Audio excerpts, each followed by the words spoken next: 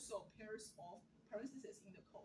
So one important thing about Swift is that we always need to close an opening parentheses or opening curly braces once it's open. So there are always pairs of them.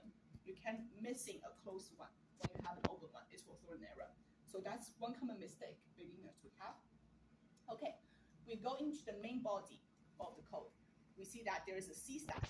It's basically a container of what there is on the screen. First, we have cover white, ignore color the white, ignore safe area. So basically it says, okay, our background is white. And then we have a V stack. It's another container, kind of like C stack. V stack means vertical stack. So it's stacked from top to bottom. First, it has a text element. You can see text.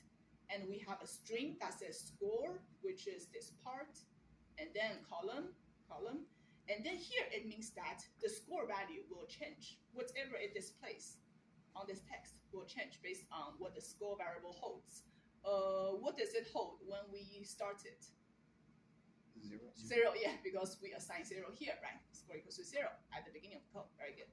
And then dot font, dot title, dot padding, dot top 40. These are the styling we apply to the text. It's saying that, okay, we make the font the size of the title. We make a bit of padding on the top so it doesn't stick to the entire top. And we insert 40 here. If we increase it a little bit, it will be going down, right? If we increase it to 80, it will be even lower, right? So we set it back to 40. Okay, a spacer means that there is some space here. And then we create a moving circle, actually a circle element to appear under the text. And we just say circle. So circle is what Swift knows. It will show a circle shape. But then we define all the styling on it. We say fill, and we pass in color.blue. So it says, okay, I fill this circle with blue. And then the frame means, okay, how wide and how high this circle will be. Since it's a circle, if you change the width, the height actually changes as well. So, but I always set them to be like the same. And then you can define what position it is. The position here is whatever the position you initialize, and it will change later because it's random, right? Each turn in this ball game. And then on-tap gesture. On-tap gesture, it says that every time I tap on this circle, I increment the score by 1. That's kind of easy to understand. Every time I tap on my screen, score plus 1. So this plus equal sign means score equals to score plus 1. Increment by 1. And then it calls a function that we will write later called move circle. And we need to make sure that we are moving inside the screen, not moving out.